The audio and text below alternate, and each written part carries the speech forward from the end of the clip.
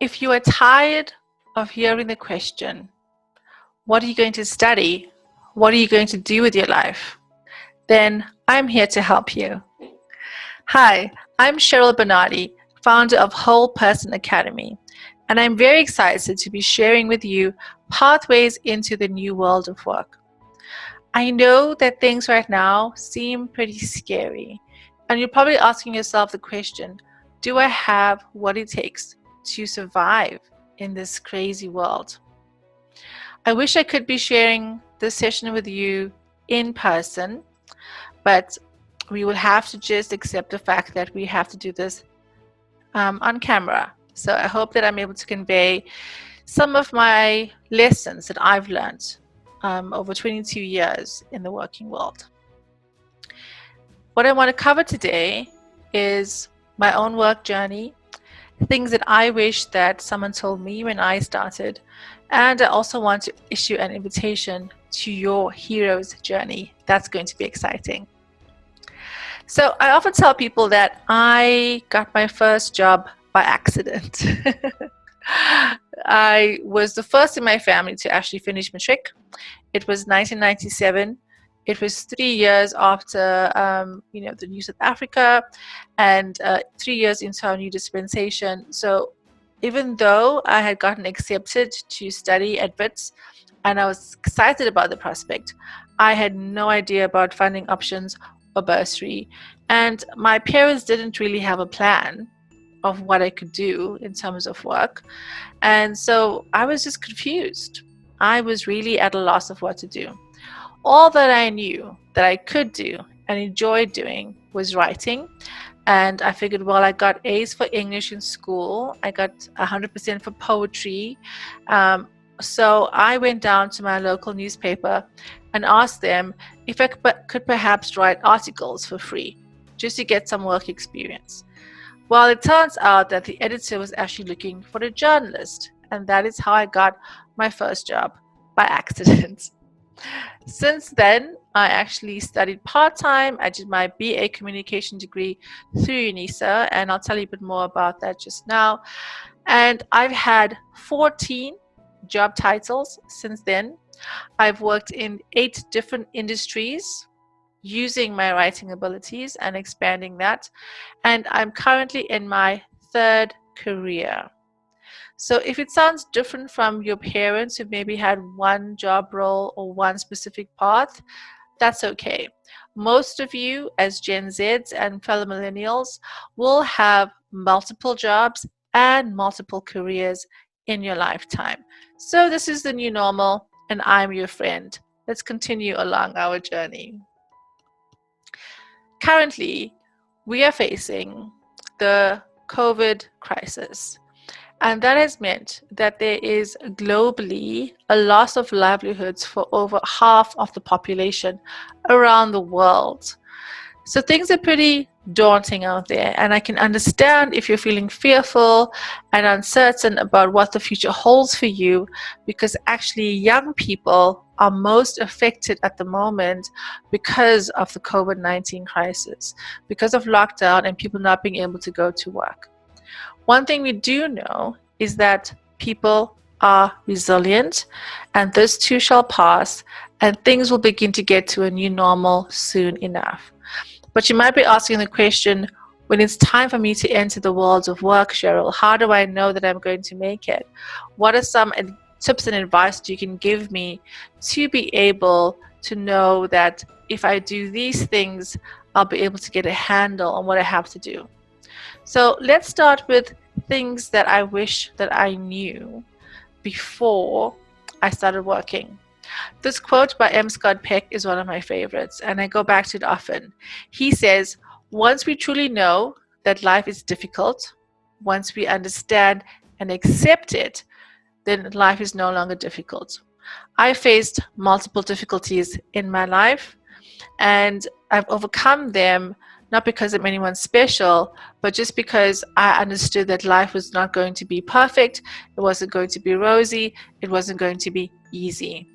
Working with university students, I've seen how, unfortunately, this generation is under immense pressure to be perfect, to have the perfect Instagram life, to look like you have it all together, to look like things are fine. And actually, in reality, things are challenging. There are things that are beyond your control, and you need to find a way to overcome it. So things that I wish that I knew when I started working was that you will never stop learning. You know, when I was doing my degree part-time, what was great about doing it part-time was that I was able to apply the things that I was learning while I was working on the job.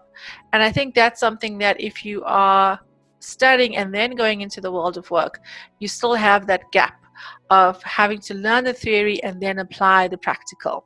So something you might consider is, do I really want to go into full-time tertiary education, or is what I want to do open to other ways that I can actually learn the skills that I need to learn? Can I learn online as I go, perhaps? You have to understand that it's okay to fail. I see this over and over again with young people. They're so afraid to fail. They don't know how to learn from that and adapt and to grow. Listen, all the people that you love, that you admire, that are successful, they have faced multiple failures in their lifetime. Failure is a part of success, and that is something that we need to accept. You are not a failure if you fail. At least you are trying. At least you are learning. At least you are growing. So never stop learning. Number two, what I wish I knew is that work experience is a golden key to other opportunities. So while I always felt like I was missing out because I did not study full time, what I did have access to was work experience.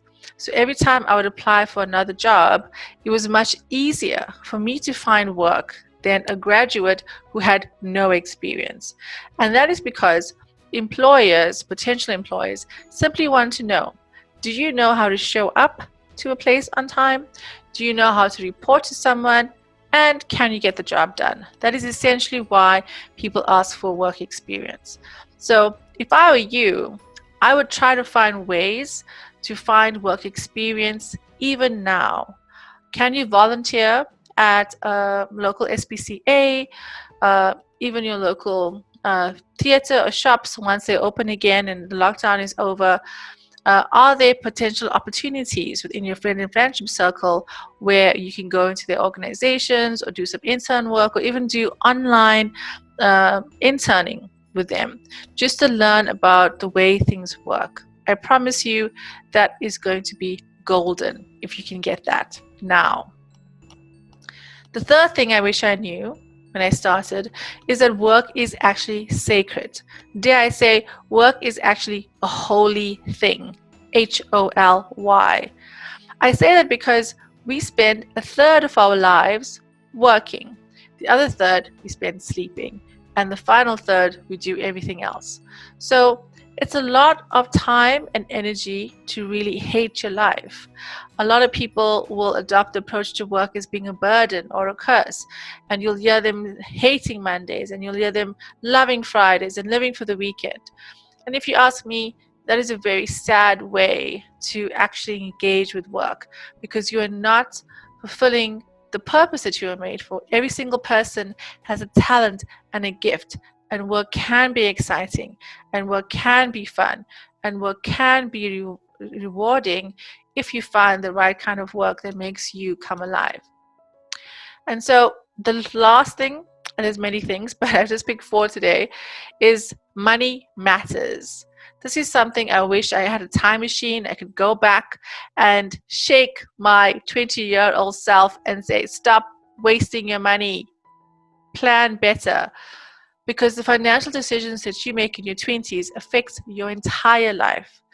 If you're investing in your 20s, it really helps you as you get older. And obviously in your 20s, you think that there's plenty of time and you can't really connect the dots yet. But I got into tons of debt in my 20s that I had to pay off in my 30s. And let me tell you, I regret that a lot. Often people will really struggle in their jobs because they haven't learned how to manage their money successfully. They think that the cure to money management is just getting more money. Yeah, if I get more money, things will be okay. But if you haven't learned how to manage what you have, it's never going to be enough. And so people are trained on how to make money, but they never train on how to manage the money when they have it. So that's something that we really focus on at Whole Person Academy. We call it the wholeness triad. It's a fancy way just to say that who you are cannot be separated from what you do. So the quality of your relationships with your family, your friends, is going to directly impact the quality of your relationships with your peers and colleagues. If you have issues with your parents, for example, it's going to affect how you deal with authority figures in the workplace. If you are unable to manage your money, if you spend all your money in the first 2 weeks of the month, you're going to hate the second 2 weeks of your month. You're going to start asking your manager to give you a raise when you haven't really been there for 6 months. These are stories that we've encountered many, many times. And then that impacts your career because your manager thinks that you are just there for promotion and not actually there to make a meaningful connection. So do you see how relationships, career, and finances are interconnected? You cannot separate it. Try. If you manage to do that, please email me. I'd love to know, because after 22 years of working, I've only seen over and over again how it's super, super connected. So you want to be able to learn how to create harmony in these areas, get better at being someone that works well with people, get better at working with your money, get better at how you approaching work. If you start improving one area of your life, it has a positive knock-on effect in other areas of your life. Like I told you, I was in debt in my 20s. In my early 30s, when I got married, I had to face that. We had to pay off the debt. There's no easy way around it. But by putting that in place, by addressing the one area, the finances, paying off the debt, that helped me in my career and helped me with my relationships. So I think I've made my point. It's all connected.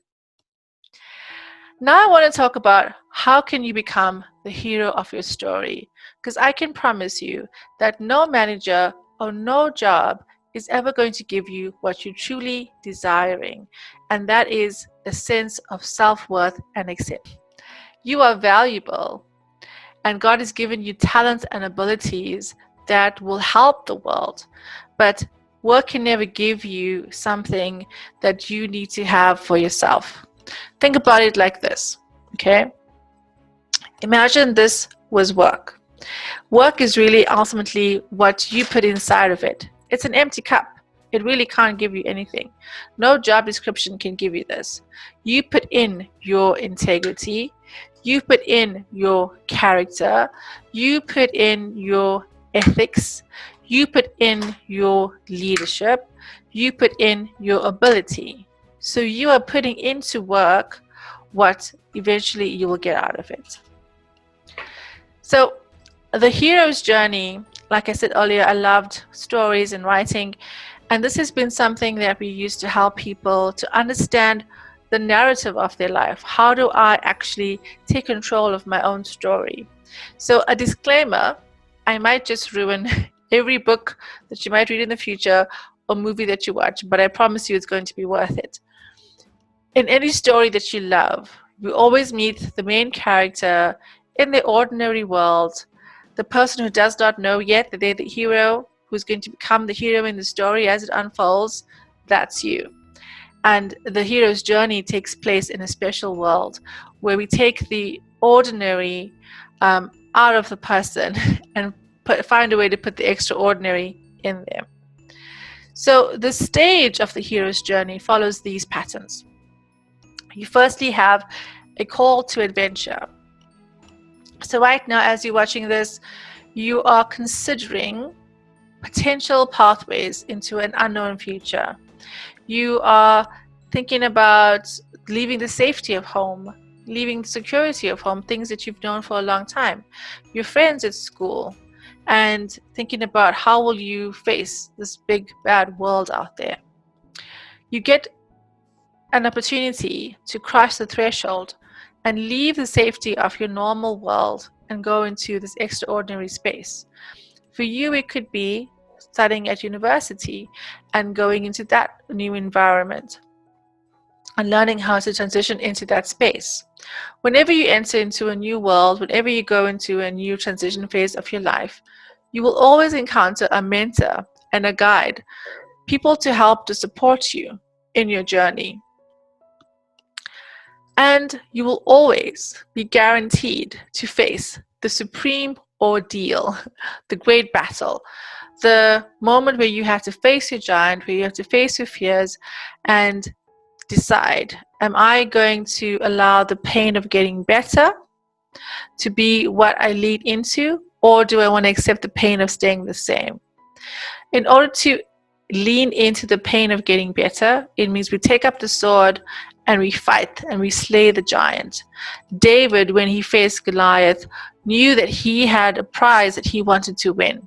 So you have to ask yourself, when I'm facing this final exam or this entrance exam or having to do these semester tests, what am I going to win?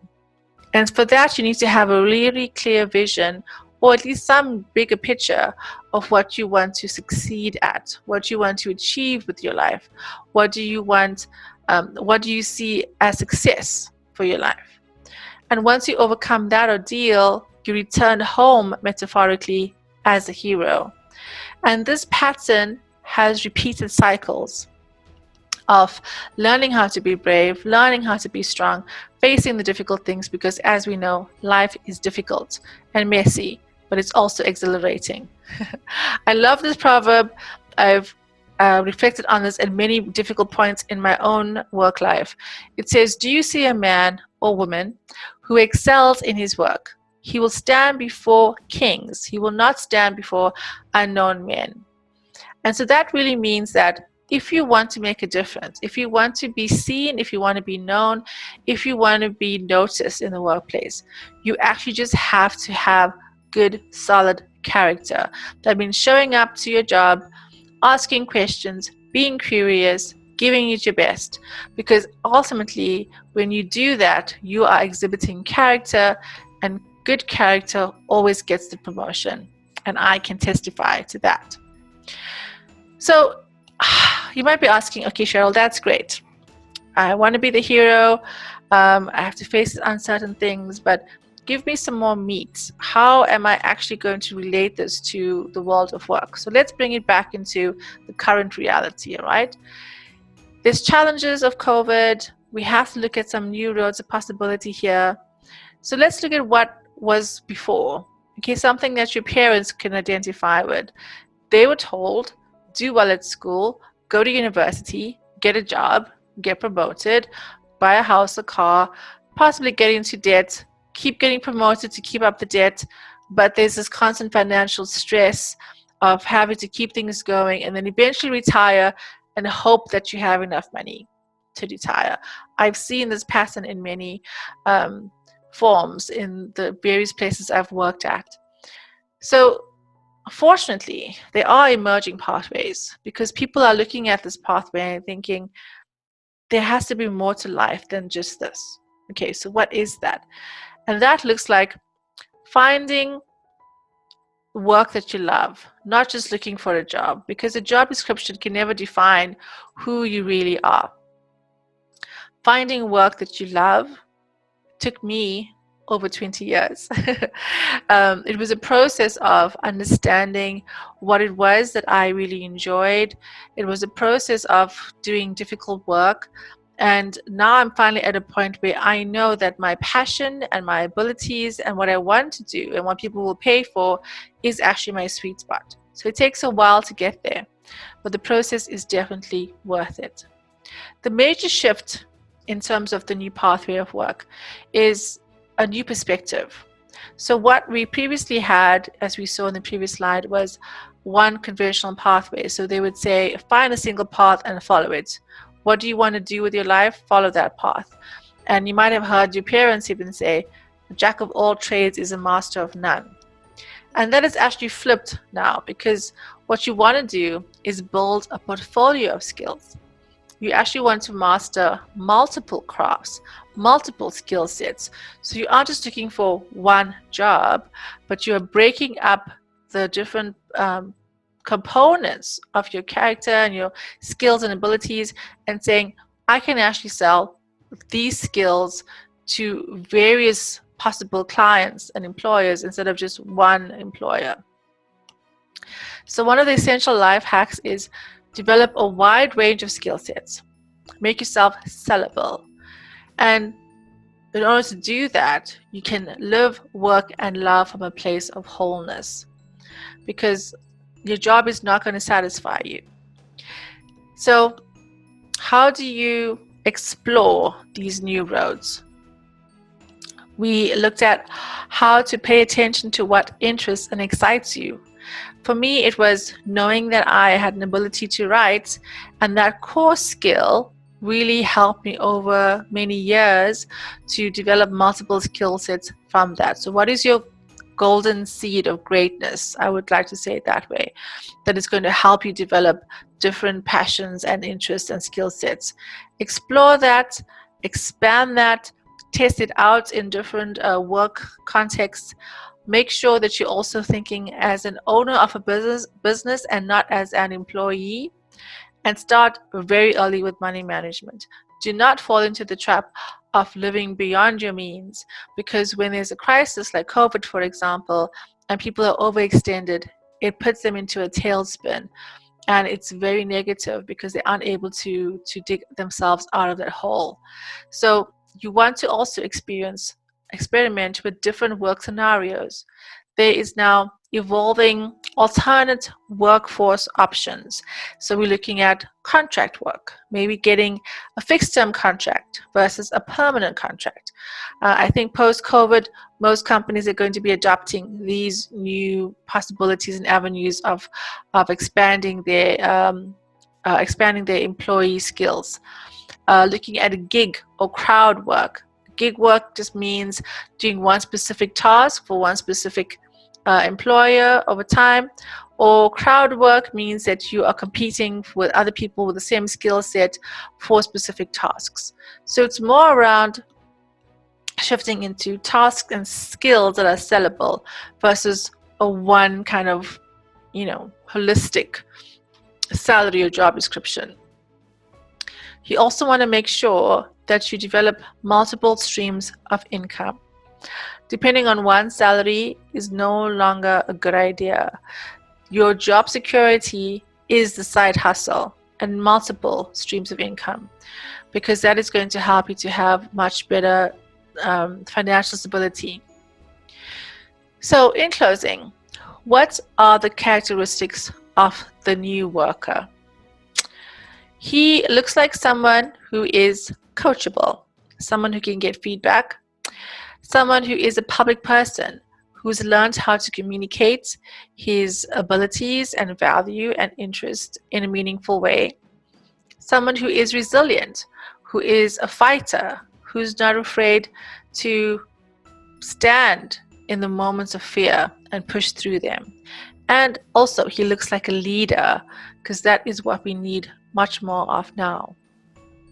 So if I could leave you with just a one sentence reminder of how you can be ready for the new world, it would be: prepare yourself for the adventure and let the adventure unfold.